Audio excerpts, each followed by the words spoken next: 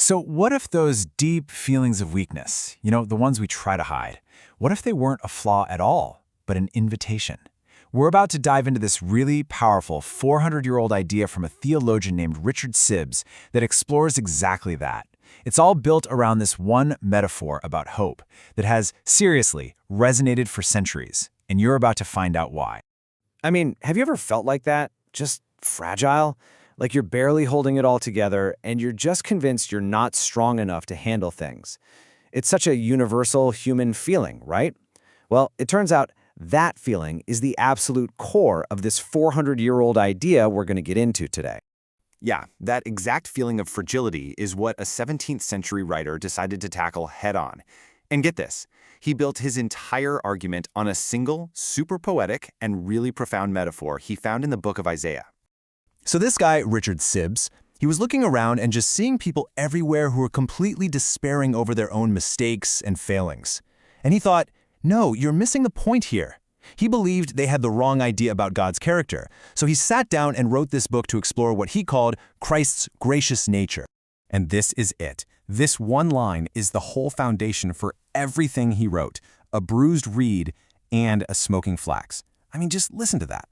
These two images are just packed with meaning, and they paint this incredible picture of what it means to be weak and the really surprising response that weakness gets. Okay, so what in the world do these images even mean? A bruised reed? Smoking flax? For Sibbes, these weren't just random poetic phrases. No, they were the perfect portraits of us, of the human condition, especially when we feel like we've hit rock bottom. And what's so fascinating is how he breaks it down. There's a difference between the outside and the inside. The bruised reed, well, that's someone who's been beaten up by life, broken by things on the outside. But the smoking flax, that's all about our internal world. It's that tiny flickering hope inside us that's just barely alive.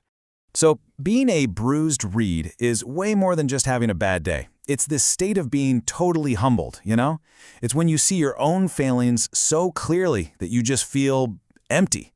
Sibbes actually points to big figures from the Bible, like King David or the disciple Peter, when they were at their absolute lowest. He's saying they had to be completely broken down before they could be truly built back up. And then there's the smoking flax. Man, that just perfectly captures that internal battle, doesn't it? It's that little tiny spark of hope, but it's almost immediately smothered by this thick smoke of doubt and fear. It's the feeling behind that famous line, "I believe, help my unbelief." The fire is in there somewhere, but all you can see and feel is the smoke. Okay, so Sibbes has laid out this really vivid picture of total human weakness, right? And honestly, you'd expect the response to that to be, judgment, or at least some impatience, but he argues it's something else entirely, something completely and radically different. And this right here is the absolute heart of his whole book. He claims that the response to all that weakness isn't to crush it, but to be radically gentle, to restore it. He asks this question that just stops you in your tracks. He's basically saying, look, if we, as flawed as we are, can feel mercy and compassion for someone who's struggling, how could God, who is the very source of mercy, be any less compassionate? It really makes you think. And to really drive this home, Sibbes gives us three amazing analogies. First, he says Christ is like a doctor who doesn't just give up on a patient, but carefully heals them step by step. Then, he's like a mother who doesn't push away her weakest child. No, she gives that child the most care. And finally, he's like a shepherd who doesn't just leave the little lambs behind, but scoops them up and carries them. You see the theme here? Every single image is about a careful, gentle, restorative approach. And this really gets to the core of it all. In this way of thinking, our weakness, it isn't a bug, it's a feature. It's not the thing that disqualifies us from getting help. It's the very thing that invites it. It means that Christ actually moves toward the bruised and the broken, not away from them. But, okay, this gentle healing process, it's not just about patching you up so you can survive. Sibbes argues it's all leading somewhere really surprising. It's not just about preservation, it's about complete victory. Okay, a quick heads up. When Sibbes uses the word judgment, it is super important that we get what he means. He is not talking about a judge slamming a gavel and yelling, "Guilty!" Not at all.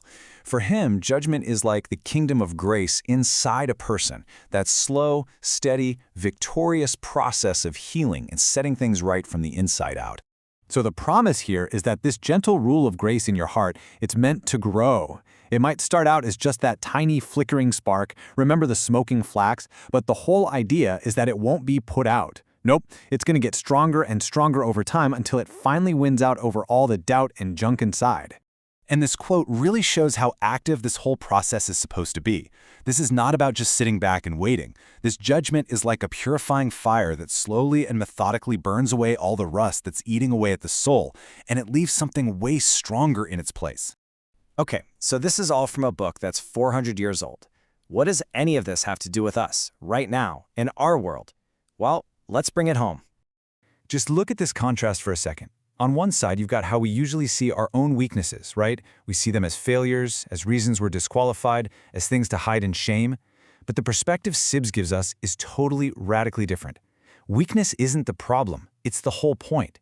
It's the very place where gentle strength and mercy show up. I mean, just think about our world today.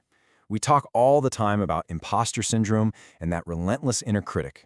Well, this ancient text offers a powerful way to reframe all of that. It suggests that those deep feelings of not being good enough, they don't push you away from help, they actually put you in the exact spot to receive it. And that really leaves us with this one last thought to chew on. What if your greatest weakness, that thing that makes you feel like a bruised reed, what if it isn't a barrier at all? What if it's actually an invitation?